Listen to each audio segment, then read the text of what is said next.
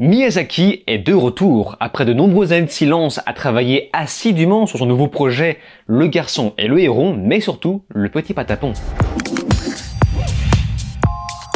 Salut à tous, c'est Vince sur Plotay, mais aujourd'hui on se retrouve pour parler du nouveau film d'animation Le Garçon et le Héron, le nouveau film du studio Ghibli réalisé par le grand Hayao Miyazaki, considéré pour beaucoup comme l'un des meilleurs réalisateurs de films d'animation et pour d'autres comme le meilleur réalisateur tout court. Ce qui est mon cas, moi je classe clairement Miyazaki comme l'un des plus grands dans le monde. Le Garçon et le Héron est donc sorti le 14 juillet 2023 au Japon, puis le 1er novembre en France. Pour ma part, je l'ai vu en avant-première et c'est pour ça que je vous propose cette vidéo un peu plus tôt. C'est inspiré du roman Et vous, comment vivrez-vous de Genzaburo Yoshino de 1937. Mais attention, ce n'est pas adapté, c'est juste inspiré du roman. Alors, je le rappelle, à l'origine Miyazaki avait pris sa retraite en 2013, mais il est revenu sur sa décision quelques années plus tard. Ce faisant, Le Garçon et le Héron, c'est donc 7 longues années de production avec une pandémie entre deux, mais c'est également l'un des films les plus chers du studio Ghibli. Et fort heureusement, il a déjà rapporté 56 millions de dollars dans le monde, enfin plus principalement au Japon, donc autant dire qu'il est sur la bonne voie. Tout cela est bien beau, mais voyons maintenant si la qualité est au rendez-vous. Suite à un effroyable incendie, la mère du jeune Maito disparaît. Le garçon de 11 ans doit quitter Tokyo pour aller vivre dans le village natal de sa mère. Avec son père, il s'installe donc dans un vieux manoir où il croisera la route d'un étrange héron qui deviendra en quelque sorte son guide. S'ensuit toute une péripétie où le jeune garçon en apprendra davantage sur lui-même. Alors, est-ce que vous connaissez Alice au Pays des Merveilles? Eh bien c'est exactement pareil, le même concept et le même type d'univers bizarre. Apparemment, le film s'inspire de l'enfance de Miyazaki, ce pourquoi il va caricaturer le passage à l'âge adulte, le fait de s'adapter à un monde marqué par la guerre. Étant donné que le film se déroule après la guerre, on obtient donc tout un parallèle avec le rêve, la croyance et bien sûr la mort. L'épopée de ce film est un peu comme une sorte de répercussion de la guerre. Et on comprend bien dans la mise en abîme qui nous met bien dans le bain. Le film prend bien son temps, peut-être un peu trop. Ça dure 2 heures et c'est plutôt long, voire même très long. Donc profitez bien de l'intro parce que c'est le seul vrai moment qui sort du lot. Et vous allez devoir faire preuve de patience avant que l'épopée démarre réellement. Ça va parler de beaucoup de choses en sous-texte, peut-être même un peu trop parce que c'est justement ça qui crée ce sentiment de trop plein de bizarreries qui en fera forcément perdre plus d'un. En effet, l'ensemble est très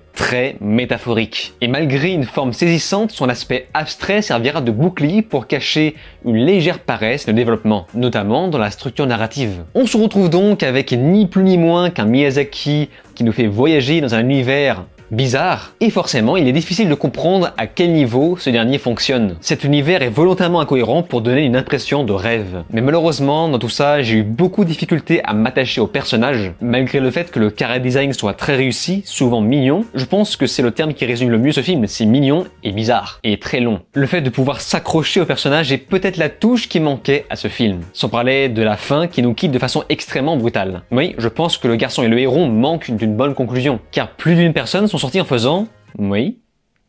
Mais en dehors de ça, je trouve qu'il y a une immersion dans ce film avec cette culture 100% japonaise au poil. L'ambiance est folle et il y a toujours cette chose de très à droite, très minutieuse dans la réal, qu'on retrouve très souvent chez les Japonais. Et chose surprenante, c'est que le film, mine de rien, est vachement gore. Vraiment, il y a du sang, il y a des boyaux, c'est très bizarre. Et c'est présenté sous un voile artistique qui fonctionne vraiment bien. Et je pense que certaines scènes du film pourront faire peur aux enfants. Souvenez-vous de ma vidéo précédente sur mes traumas d'enfance. Et bien là, on est complètement dedans. À côté, j'ai vu le film en VO, donc évidemment le doublage est très correct, même si j'ai l'impression que certains doubleurs avait un petit peu la flemme, mais j'ai l'impression que ça match avec cet aspect très lent. Sur le reste, je rappelle que nous avons une 60aine d'animateurs qui ont dessiné à la main ce film, et ça se sent, la technique est complètement dingue, l'animation corporelle est folle, l'animation de vitesse également, lorsque les personnages courent, on sent bien le petit crayonné. Alors après, il y a un petit peu 3D, pas vilaine pour autant, et les couleurs sont magnifiques, on a carrément des tableaux sur les décors, mais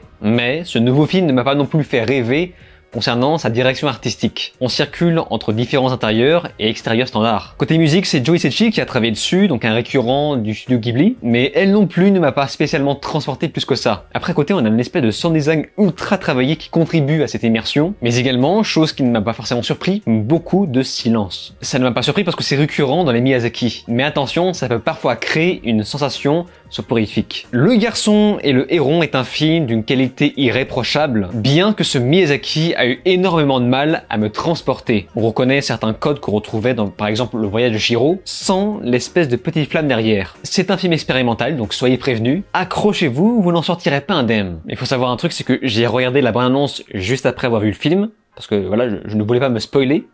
Au passage, la bande-annonce ne spoil pas vraiment, elle est plutôt courte. Mais cette bande-annonce que j'ai regardée après m'a plus donné envie de voir le film. Ça vend une espèce d'épopée épique, alors que concrètement, c'est plutôt lent. Et je pense que le mot le plus conforme pour identifier ce film, c'est le fait qu'il nous sorte de notre zone de confort. Miyazaki ne cherche pas à nous donner ce qu'on veut, juste à nous raconter des histoires enfouies dans sa tête, mais surtout dans son cœur. Donc c'est un film que je vous recommande, même si, attention, il ne plaira pas à tout le monde. Voilà, mais comme à chaque fois, de votre côté, si vous avez déjà vu le film, n'hésitez pas à me faire part de votre avis dans les commentaires. Comme à chaque fois, j'y porterai attention. Et c'est donc sur ces mots qu'on se laisse. N'oubliez pas de vous abonner à ma chaîne YouTube, cliquez sur la cloche, souscrire si vous pouvez, et de me rejoindre sur les réseaux sociaux.